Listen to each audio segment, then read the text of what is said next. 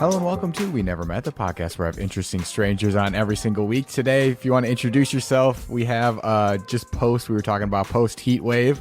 Hi, I'm JoAnna Wendel. I'm a science writer and cartoonist. Yeah, which is super cool. Like, I found you through your art specifically. I think I was just looking up like Portland artists and stuff, and yours came up, and I really loved your style, and it's so unique and cool. And so I guess the jumping off point here is, were you always interested in like science and art as a kid?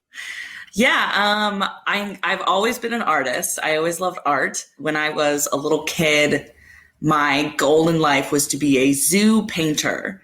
And I'm not sure whether that meant I was painting like the buildings at zoos or if but I think I was imagining just painting animals. Sure. I was going to be a zoo. That was my career, zoo painter. So art has definitely always been there. I've always been a cartoonist. I, grew up reading Calvin and Hobbes and Foxtrot and the Sunday comics, well, the dailies actually, and pretending that I was drawing Tintin. So I think cartooning came first, but I've always been to any kind of art. And then it wasn't until high school that I realized that I was really into science. And it was specifically a biology class in high school. I can't remember exactly what year, but Miss Kozikoff, shout out, got me really into evolution specifically. We did a unit on evolution, and it was about horse evolution, and we got to look at fossilized horse teeth and learn about horses. I don't know how they evolved, and there were several different types of horses, and I'm getting this completely wrong, but evolution blew my mind, how things change over time and based on, need and the environment and what happens in the environment. And that's like where my love of science blossomed, was really high school. And art was always there. Combining art and science didn't really come until later for me. They were really like they were two separate loves until a couple years into my science communication career. Yeah. Was it because of a teacher, or like just like something that you thought of that would be good to combine together, or why did you decide to go that direction? I don't know. I really wanted to be a cartoonist on the side. I was like science writing. I was in my first science writing job at the American Geophysical Union. And one day it just like clicked that I could make cartoons about science, which is so funny because I remember people telling me before that, why don't you just make science cartoons? And I'd be like, no, I don't want to. And then one day it was just like, wait, this is such an obvious like combination of my two things that I love. Yeah. And I just started doodling. It was at the Ocean Sciences Conference, AGU's Ocean Sciences Conference in New Orleans. I don't remember what year. It was 2016 or 17 maybe. And I was in a talk about cetacean conservation. I just started doodling whales and dolphins with speech bubbles that are like, save us, or, whatever. Yeah. And I tweeted it with the conference hashtag, and it like got a bunch of attention. And I was like, oh, I could actually do this. I could make cartoons about science. Yeah, so at the time, I was a staff reporter for EOS, their magazine, writing about Earth and space science. And once I realized that I could combine science and art, I decided like, okay, I want to do a science comic. And I worked with the team at AGU that works with scientists to help them communicate better. And we developed a comic series for their blog, The Plain Spoken Scientist. And I would make comics and then write about how I took a scientific topic and turned it into art. So it was never like, oh, they won't take me seriously. It was always, I have a skill that adds value. Like I can illustrate and I can write. Yeah. No, because I think in my head, when I picture it, it's like people in like lab coats and like very serious, and they're like, no, you can't have fun here. It's not allowed. Like, this is serious science, Yeah, no, scientists, I would say the majority of them are not like that. At least the majority of them that I have personally worked with, like there's always going to be someone who can't take a joke or takes things too seriously. But in my experience, scientists, especially scientists who care about reaching the public, are like really enthusiastic about how can I communicate better? How can I reach people They know that science is really inaccessible. They want to be better. I've had multiple scientists ask like, hey, can I make a comic book? Like, and I'm like, yeah, do it, like hire me. No, that's really cool. And at AGU for the Sharing Science team, me and another scientist who is also an artist, James Tuttle Keene, we ran a science art. It's called Sketch Your Science workshop, where scientists came and we made them draw, and it was awesome. And we were standing room only both years that we did it. Yeah. I'm sure some of them have like talent that they don't even know about. Maybe they haven't accessed, Exactly. And that's the thing. It's like people come into art and they're like, oh, I can't draw. And I'm like, okay, can you draw a stick figure? That's XKCD. Right. Like that's XKCD right there. Like you don't need to draw the Sistine Chapel, like to communicate your science. Like, right. So, I mean, cause it does make it more accessible and easier. Cause I think there is like a very much a disconnect when you get older. And I'm just speaking from experience. It does seem sometimes when you get to like journals and papers and stuff like this super inaccessible, like, wow, this is like 30 pages and words that I probably don't know necessarily and concepts I don't know. So I think adding the illustration, adding art to these complex topics, like makes it just so much more accessible for adults and people that are interested. And actually at AGU, my boss there, Barb Richmond, her motto was always, without art, Earth is just eh. Yeah. And it's amazing. It's like, it's great. From like doing the comics and stuff to like the art that you just do to do art, and like the prints you create. Where does that style come from? Because that's super interesting to me. There's a lot of like geometric patterns along with like lines and stuff. And so how did that start? Because it is so unique. Yeah. So my sort of abstract painting journey started a couple of years ago when I was just looking for something to do that wasn't work. And that would connect me with art in a way where I wasn't thinking about like, oh, I have to make money off this. I lived in DC at the time, and I would go to the National Gallery of Art all the time, specifically the Modern Art Wing, and just like have my mind blown. Like I have a turbulent, I don't know if that's the right word, relationship with modern art and abstract art, because when I was a teenager, I was a big snob and I was like, ugh, a kid could do that. Me too. Yeah, for sure. Right. And then, so, okay, I'm going to like rewind back to high school here. I went to my high school was sort of an art focused high school, the Arts and Communication Magnet Academy, which sounds fancier than it was. It was an old elementary school that they just put high schoolers in, middle school through high school. And it was too small, and the water tasted weird, and the toilets broke one time. But I thrived. And I took in my art classes, in my visual art classes, we had a big abstract unit. And I remember just being that asshole. I don't know if I'm allowed to swear. Who was like, ugh, it's just a black canvas. Who cares? And having big arguments with people. And it was a girl named Molly who finally like broke me. And we were arguing at lunch one day about this. And I was like, splatters, who cares? It makes me mad. And she was like, yeah, but it makes you feel something, right? And that's the point. And I was like, oh, yeah, okay.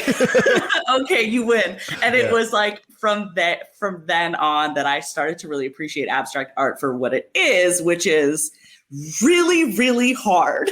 And we actually had an abstract art boot camp one day where we had to stand in front of a canvas and not stop painting for an hour and a half, anything you want. And it was so hard, and it made me realize, okay, like this is actually like real. And then like in college, I studied abroad, and I went to, probably some of the world's best art museums, like the Tate Modern Art Museum in London. And I went to the Modern Art Museum in Aarhus, Denmark. And it was just like, the things that people come up with is just insane. I can't even like, there are pieces that I have seen that I literally cannot describe. One of them, which is the funniest one to me, was just a 2x4 hanging from the ceiling, and there was a pile of dirt underneath. And I'm like, yes, the modern art world is a scam, but somebody thought that this was art. Like, I don't know, Right. Yeah. right? Yeah. Like I understand that sort of the fine art world is totally just wrapped up in like whether you're already rich, you know, but it was just like at that time when I was like a naive college student, I was like, what? But then I had one moment in the Tate where the piece of art was literally just a mirror and I was just so mad about it. And I had a sketchbook with me and I just like drew like a little self-portrait staring at myself in the mirror. And then I walked away and I was like, the art made me do art. And I was like, fine, Tate, you win. Anyway, so that was kind of like the seeds of my abstract art journey. And then, a few years ago, I decided to start making abstract art because I had been trying to paint things and that just wasn't working out. And it was so stressful. And finally I was like, you know what, just throw some colors on a canvas and like see what happens. And it was like, oh, okay. I love color and form without having to think about whether it looks like something that exists. So I'm just going to draw shapes and put dots on it and see if I can make something aesthetically pleasing with just colors and shapes and lines.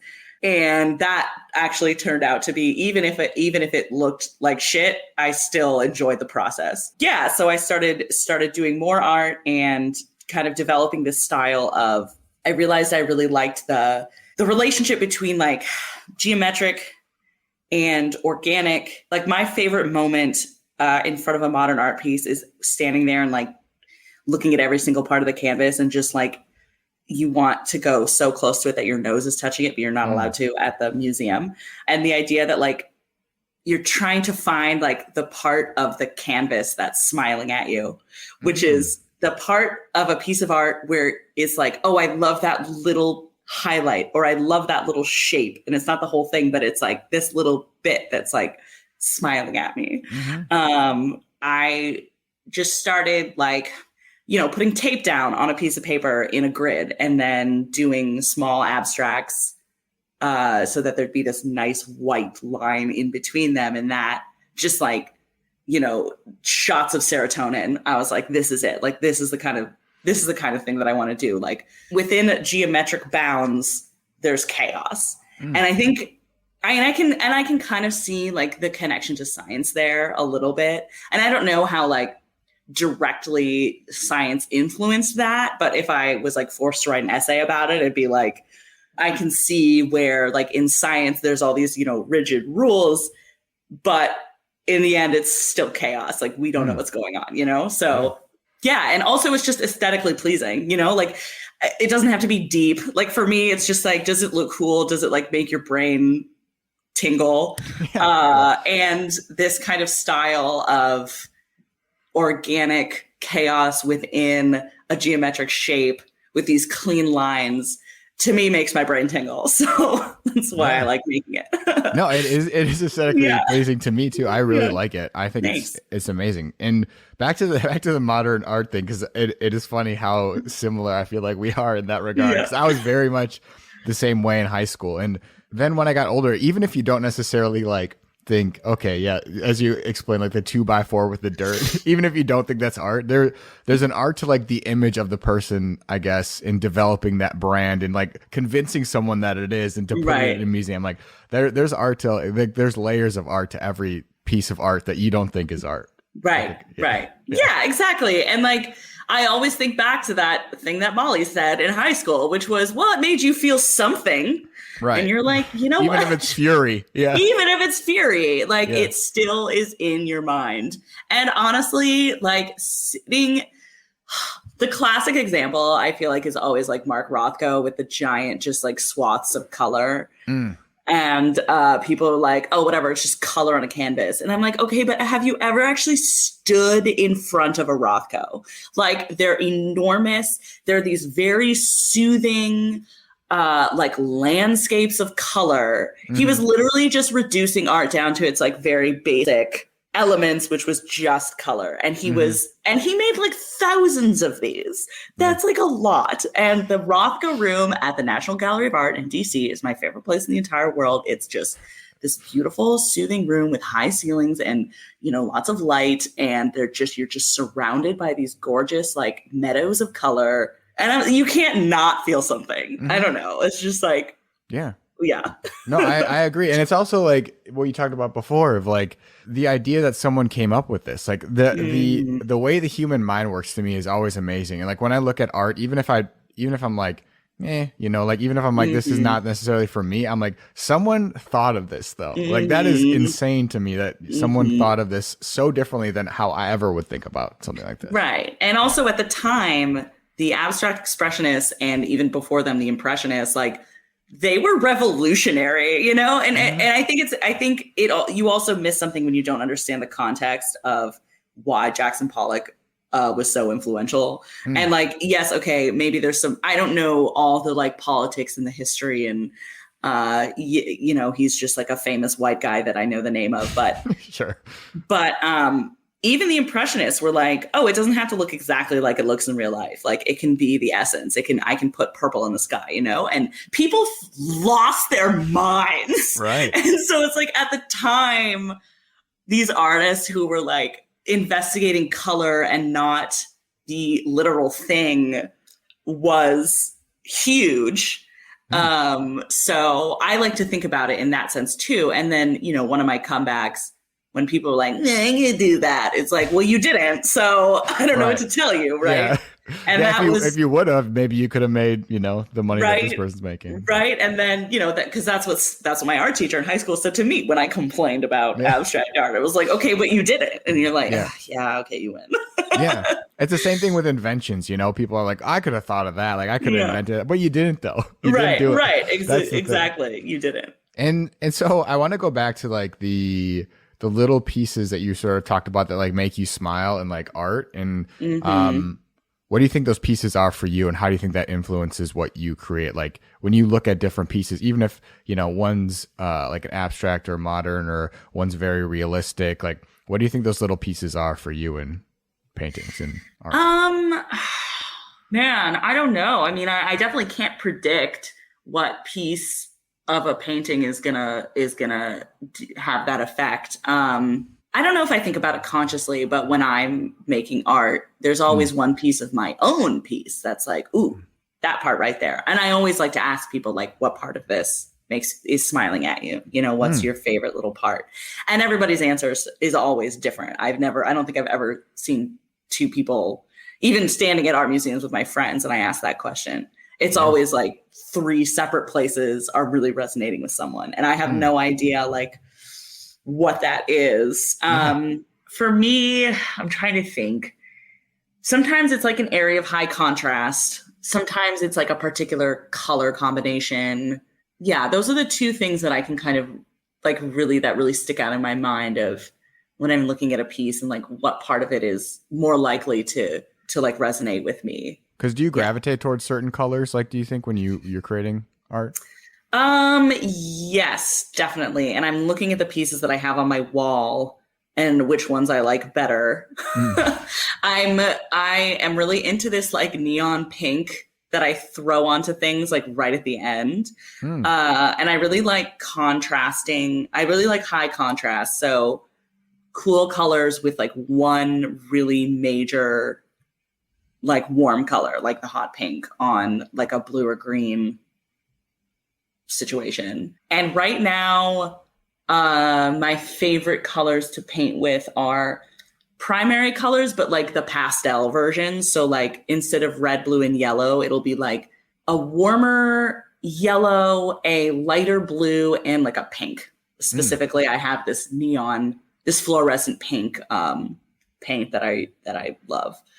But yeah, I mean, I like to, you know, think about the different ways of combining color, like analogous, which are like next to each other on the color wheel, or primary, which are, you know, opposites on the color wheel. The secondary colors, which are like the primary colors, but like just shifted over one, and all the different ways that you can combine colors in like a pleasing way. And then just trying to find my own ways of mixing colors that aren't obvious. Yeah. Yeah, because I'm looking at like your art pieces right now on your website, and with like the pieces that you create, What's like the process for getting to that point? Like, do you start with, is it all different every time? Do you start with shapes specifically and then like draw like a bird or something? Like, how does that work in your head usually when you create a piece? Well, when I'm doing an abstract piece, I usually start, it's always color first. And so I think about like, what color do I want to see or draw with or paint with? And then I kind of go from there. And I mean, if you're looking at my Instagram, I clearly have like very different styles. Yeah. I'm still, playing around with my various styles, but I'm always thinking about color. That's the first thing.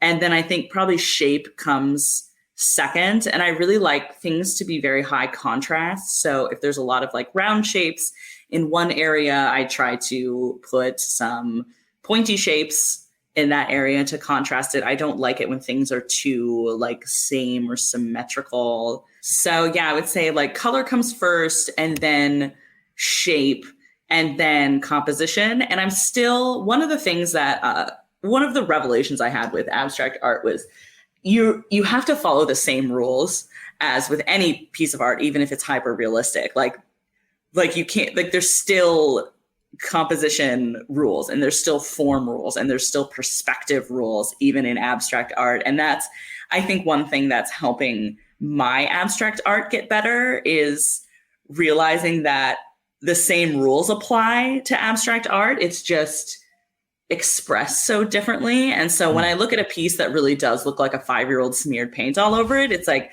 there's a reason that looks different or that feels different than one of my pieces that I think really works. And it's because I have actually thought about color relationships and how the forms are interacting with each other. And to some extent, perspective in the sense of like, what's in the background, what's in the foreground, what shape I put down first, what shape I put down second. So I think my pieces that work really well capture that more than just you're splattering, paint on a canvas. Yeah. No, and I would say that's probably a lot of the difference between a 5-year-old smearing paint and then an abstract work in a museum. So is there a piece that you've created for like in the science realm, in a science comic that has really stood out to you, and what was it about that piece that was different for you than the other ones you created? The coral comic that I did for Knowable, that was the longest comic that I have done. And I don't think I've done anything that long since. And that stands out to me just because I learned I tried to teach myself how to draw coral reefs. And that was intense. And like, because that's the exact opposite of, my hobby art, which is, it doesn't have to look like anything. Right. And this is like, now I'm drawing corals, and I have to make sure that the species of corals I draw all exist in the same place and all exist in the place that I'm specifically writing about in this comic. Yeah. So it's much more rule following, I guess. But that one stands out to me just because of how hard I worked on this and how many corals I drew. It had to make it look nice and look like, and, checking with the scientists, like, does this shape look right for this species? And do these species exist together? And because, you type in Caribbean corals into Google and, who knows sure. Yeah. what you're going to get. So, that one stands out to me just because of how detailed it was. Yeah. Because I mean, the style for sure is different when you have to like convey a topic specifically through illustration rather than doing more abstract pieces. Yeah. But do you find like, is it more frustrating for you? Do you have to use like a different part of your brain to be like, okay, this actually has to look it's very similar? Yeah, it's a lot harder and it's a lot more anxiety inducing especially because my cartoon style is so cartoony. And that's just a matter of like, I'm just, working on being a better sort of realistic artist, but I still keep to sort of a more cartoony style. And that means some precision is lost in the science. And I think that's something that I just have to accept. And I have to trust that like the clients who hire me, they've seen my art, so they know what they're getting, right? They've seen my comics. Yeah, it's definitely a different thought process. It's like, what sort of realism can I sacrifice here but what needs to stay true. Like if I'm drawing a species of dung beetle, I have to make sure I get the right species. There's many species of dung beetle and they all look similar, but there's little things about each one that sort of differentiate them. And so when I'm making science comics, it is important to sort of pay attention to those details and make sure that I'm making the most correct thing that's still in my style. So like with the corals, I really had to make sure I was getting the right combination. Like if I'm drawing a coral reef, but it's supposed to be a coral reef in this specific type of the world, I have to make sure I get those exact corals, even though the average person would look at a coral reef and not know where it was, right? Sure. Just a picture of a coral reef. So it's a much different process, and I have to think about it a lot more and make sure that there are details that are correct. Yeah, because like with science, it's such like a broad spec. There's so much in science, So when you were initially interested in like pursuing science, was there a specific topic or area that you really were focused on? And then like now, because you're doing things about like coral reefs and bees and like volcanoes I saw, and like all different sides. So do you have to like constantly be teaching yourself new stuff in the scientific realm too? Oh yeah, constantly. I mean, that's why I wanted to be a science writer, because you're always learning, you're always having to learn new things. And I basically was just like, I mean, I didn't do this consciously, but it's like, what is a career where I write research papers for the rest of my life, write about science. Initially, I was really more into like evolutionary biology. And then my first science writing job was geoscience and earth and space science. And now I'm just like, I love rocks. I love earth science. I love planetary science. And then every once in a while I get to make comics about animals, and like, that's cool. And right now as a freelancer, it's really like open. I can write about, if I find a cool story, I can write about whatever I want. Right now I'm working on a story about slow slip earthquakes, which used to be called silent earthquakes. They're basically just earthquakes that happen very, very slowly and don't actually cause any shaking. And I'm writing a physics story about particle size and like what's the smallest particle that we know of. Wow. And then a story about, what if the moon was half the distance from Earth that it is currently. And so those are like three very different things, and I get to learn about all of them. And like, that's awesome. And that's why I love science writing. Because I was going to ask, like, you must enjoy, like, did you enjoy writing research papers and stuff in high school and in college? Like, was that something that you look forward to because of the learning, or was there other aspects that you just enjoyed too? Yeah, probably the first reason was because I hate taking tests, and there was sometimes an option to write a paper if you didn't want to take the test. And so I always chose the paper. But I think I also enjoyed writing, and I was better at writing than taking a test. So, but that just kind of evolved into, I like science, but I don't want to do science. So I'll just write about science. And then, when I picked my career of science writing, it was like, I just want to do homework for the rest of my life. Like that's what I want my job to be. Yeah. Because I mean, learn new things. When you're writing about stuff that's at least in the realm of something you're interested in, it's like, it's such a cool experience to constantly be taking on different topics and like learning something new, literally every single time that you take on a project. So you by the end of this, you're going to have like the most expansive knowledge of all different types of science stuff. It's really fun. I mean, that's just like the core of why I wanted to be a science writer, because you just you're learning all the time and you're learning something so cool and so new. And the joke that I make to people about science writing is I don't actually have to do any of the hard work of like doing the science. I just get to ask the scientists stupid questions and they have to answer them. So I literally just get to like follow scientists around and be like, why this? Why that? What did you do? What's that? And it's just like the best job ever. Yeah, no, that's so cool. And so like with like science writing stuff, like you've written for like NASA as well, which I thought was super cool. How did that opportunity come about, and what was it like working for, you talked about earth space science and stuff like that. That was really interesting to you. So that must have been a super cool experience. Yeah, it was really fun. It was really hard, but it was really fun being at NASA. At AGU, my beat had kind of developed into the planetary science space beat. And then, I got a job opportunity and got the job and at NASA and was in the planetary sciences division. And yeah, just got to hang out with really cool scientists all day and follow them around and ask them stupid questions. And it was pretty awesome. And I, at NASA, focused on planetary defense. And so I learned a lot about asteroids and how we track them and what you do if one is coming our way. And, just dealing with a lot of headaches with the media and how badly they report on asteroids and asteroid related things. And constantly the Daily Mail being like, asteroid the size of the pyramids might coming hit Earth. Right for London. Yeah, coming right for London. And then 3 paragraphs down, it's just, or the thing that the verb that they love is whizzing by Earth.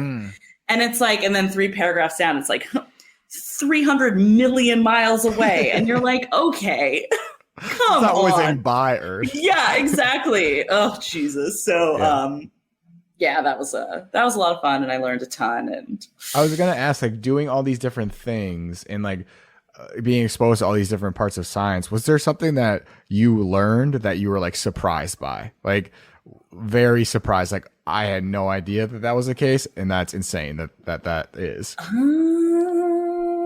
Probably. Yeah. Yeah, that's one of those questions where I immediately forget every single thing I've ever learned. Yeah. Wombats poop cubes. That would be surprising. I read a lot of science books. I read a lot of books about birds. So there's definitely been some things that I've learned about birds. That's crazy. I just finished a book about fungus, which was amazing. And I'm actually rereading the lichen chapter because lichens are nuts. So yeah, I mean, I can spit some bird facts at you. that's the thing about birds.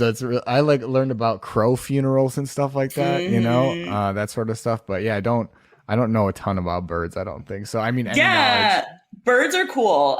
So there's this amazing book that I'll just plug because it's right next to me. The Bird Way by Jennifer Ackerman. And each section is broken up. There's, what is it? Play, work, play, parent, and think. And the play chapter was so much fun. It was basically like we think of animals playing. When we think of animals playing, we think of like mammals, like chimps and maybe dolphins. And like kittens and puppies and stuff. But like birds play, like they have fun. They do things for literally no reason except that like maybe it's fun. Crows will slide down a snowy hill, that kind of thing, like because it's just fun. And and scientists cannot think of a practical reason for doing this stuff. Sure. So that chapter talks about Kias. It's a parrot in New Zealand, and they are little shits. They they have no natural predators, so they're really interested in humans, and they're very curious. And their response to novelty, to like new things, is to like go right up to it and like investigate. And so for tourists, it's like they're going to steal your shit and they're going to untie your shoes and they're going to climb on you. And they're going to like, they're pretty big. The size of like a parrot that you think of, I think so. Well, 8. So yeah. Okay. So like 1.5 feet wow. tall. So not like huge, but like pretty not big. Small either. Yeah. And they play. That is their society. Like that's how they bond. And they have like a special call that is like contagious laughter almost, that like if one Kia does this special call, every other Kia in the area will just stop what they're doing and start like play wrestling. Wow. And they have like a call, and it's like so cool and interesting because like, there's sort of I think, there's like insults that are like bird brained, that means stupid, but actually birds are really smart. And so that's like totally a myth. That birds are dumb. But so that's a fun fact. Yeah, that is a fun fact. It's weird that they don't have any natural predators. Like, how did that happen? I don't think there's any large predators on New Zealand, but I also have no idea. That's another Googleable thing. I think the worst I think that for Kias, their natural predator is humans at this point, probably. I mean, most things are, Yeah. I Googled it because now I'm like worried about being wrong. This says stoats are the primary predators of Kia, and cats are also a major threat. So I'm just amend when I said there are no natural predators. There are natural predators, but they're not like big and scary. Yeah, I don't know how natural the house cats are either. You know? They were brought there. So yeah, exactly. There's a kind of, I think, turkey-like bird, and I can't remember where it is. I'd have to like flip through this book to tell you where it is. But the way it mates and the way that it parents is the funniest thing. It builds a mound of like dirt and just refuse, and it keeps it at like a regular temperature, and it sticks its head in to make sure the temperature is right. And if it's too hot, it like removes dirt, and if it's too cold, it adds dirt. And then the female comes and like judges the male's, dirt mountains, and then when it picks one, it lays the egg inside the dirt mound, and the male like guards it until it hatches. And then the baby turkey comes out, and the males are so stupid that they don't realize it's their baby. Like their one mission in life is to hatch the egg and to keep this mound at the right temperature. And they just forget that a baby comes out. And so the baby comes out, and it's like immediately in danger, because then the male thinks that it's a threat, and then it has to get away so that its dad doesn't eat it or kill it. And I always think that was pretty funny. Watching like Planet Earth and stuff too. You see like birds that do like the dances and stuff and like flip around really quickly and stuff. And I was like, how did they learn that? Like it's so crazy. It's so wild. Evolution's crazy. It's just wild to me. I'm like, they're freaking dancing around. He's like putting his feathers up in certain ways, and they're all doing it the same way. And I'm like, how do they do this? This is insane. This is so cool. Who knows? Who knows? It's pretty cool though. Yeah. Well, thank you so much for coming on the podcast and giving us some bird knowledge. Some good bird knowledge. So where can people find out more about like what you do? If they want to contact you, where can they find that stuff? Yeah, so they can follow me on Twitter. I'm at JoAnna Science. They can follow me on Instagram, which is JoAnna Wendel Art, or they can go to my website, which is JoAnnaWendelComics.com. And actually, one thing that I do want to plug, because I realize I haven't really connected it very obviously to my website or Instagram, is my friend Laurel Hamers and I make a webcomic called Field Goats. And it's about the overlooked wonders of the natural world, which in essence plants and invertebrates and small vertebrates like fish. And we started that at the right before the pandemic, and we posted 9 comics, and I feel like we're pretty good, and people seem to like them. And then the pandemic happened, and we haven't posted in a very long time, but we are starting it up again. Nice. And I'm going to post a comic about dung beetles pretty soon. So I do want to plug that because I want more people to read it. It's just called Field Goats, and the name has zero meaning except that it rhymes with field notes, and we thought that was funny. So. Oh, nice. Yeah, I found it on Instagram. Yeah. I'll follow it. So follow us. There will be more. Instagram. Yeah. Thanks. There will be more of that coming soon. For some reason in my head, I was like, the field goats has to be taken. I don't know why I thought that. Like someone must have taken field goats. No, they didn't. We got lucky. It was ours. Well, awesome. Thank you so much. Yeah, for sure. It was great talking to you. I really love your art, and I think what you do is really cool. So I'm so happy to have you on. And thanks so much.